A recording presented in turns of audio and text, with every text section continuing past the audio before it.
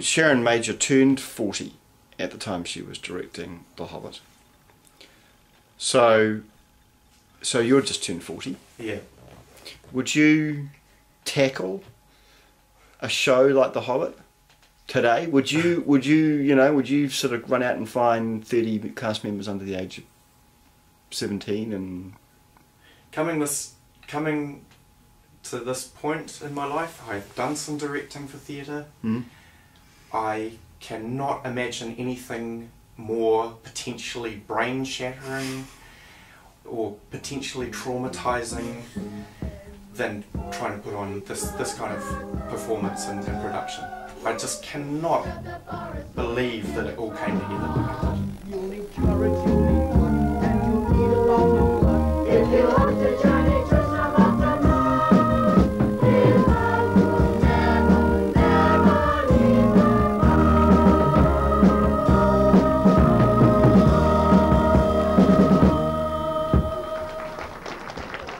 It was an exciting atmosphere. It was always an exciting atmosphere. You know, you went into that hall, and I think just the sheer scale of it. And now that I've, as you know, directed and done some other stuff, I realised it was a really, really big undertaking. I think if you look at the program, there were more than 80 people involved, cast and crew.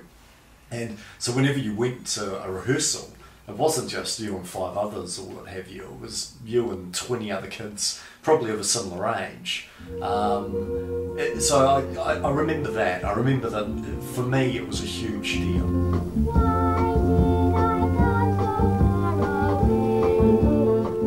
The Hobbit was the first show I was in, and it made a big impact on me.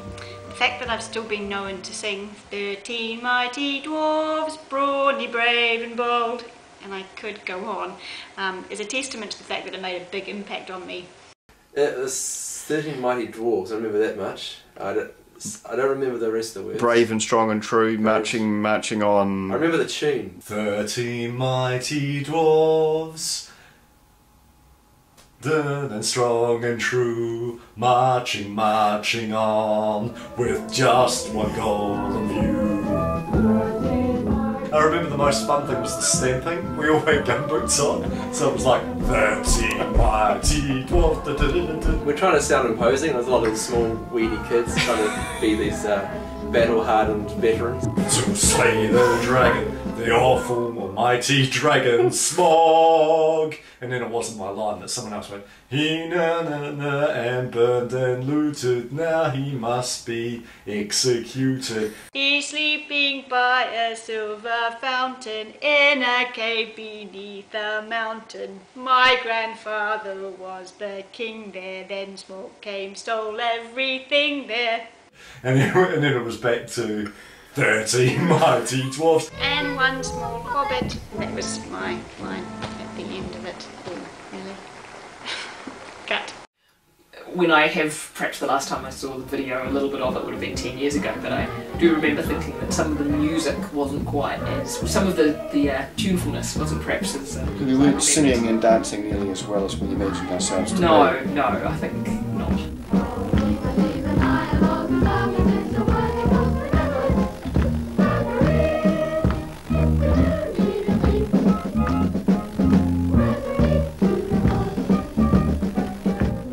Actually, Lisa did the spider song. I remember feeling like that song was actually quite magical because it does sort of weave its melody in and out. I thought that was really nice.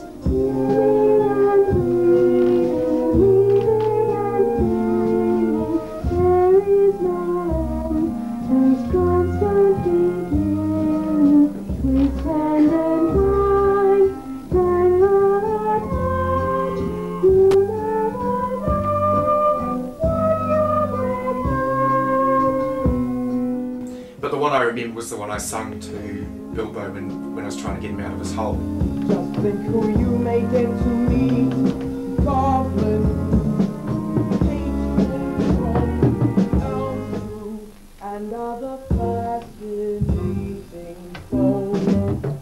You've spent your entire life in this small cave, now just once before you're ready for your grave. The end sequence goes,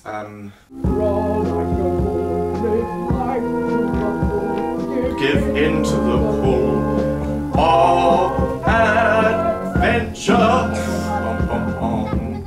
Nice warm bit in the music. Had you done any theatre before? No, that was my very first production. Was it? Yeah. And I was good friends with Jeremy Ansell, who was involved with sound and became one of the trolls. We'll get him! My eye hurts! Poke up the fire, Bang! Just you wait till I get you on a skewer! Get him, Tom! At the end, he had a role as well. He was the auctioneer, I think. Yeah, he was the auctioneer. Yeah. He was officially presumed dead, and as a victor ordered sold with the benefit of his many heirs. With us from Hobbiton, the Hobbit Auctioneer. Hello. And from somewhere in the deep dark valley of the lowlands, Bert the Troll. Hello. I'll start with you first, Mr. Auctioneer. What did Me first? All right, Bert. Okay. How did you get into this production?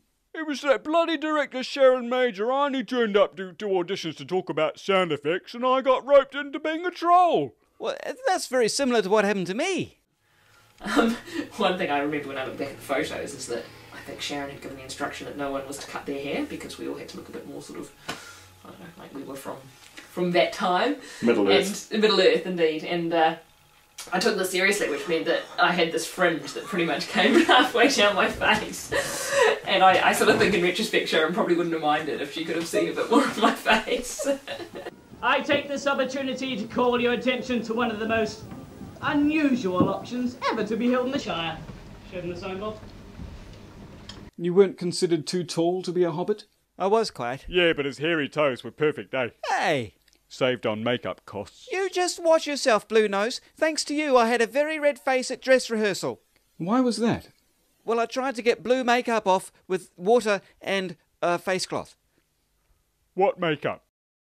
I remember really vividly the smell of the spirit gum that we used to stick on the fake beard, and just the excitement actually of actually getting it put on, and then the struggle of getting, the pain of actually taking it off. The great Thorin Oakenshield and his men, Balin, Dwalin, Kili, Fili, Ori, Nori, Dori, Bifur, Boffa, Bomba, and Ori and Nori. At your service. At yours, Mealbeards, never broke it.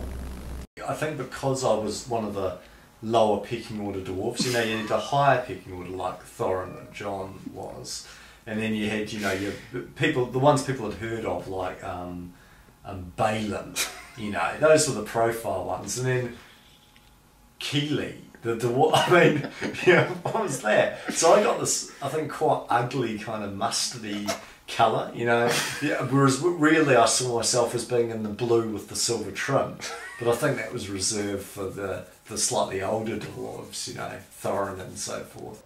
What were you and your men doing in Mirkwood? Starving, my lady. But what brought you here?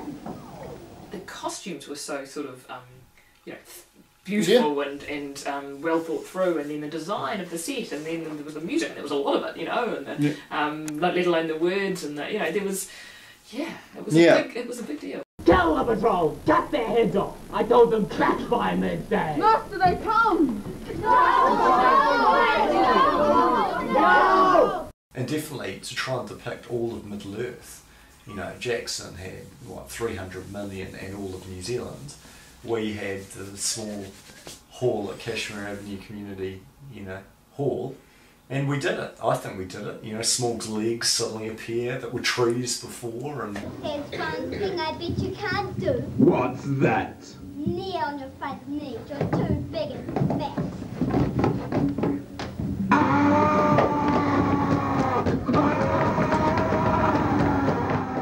it was amazing. We did the barrel scene.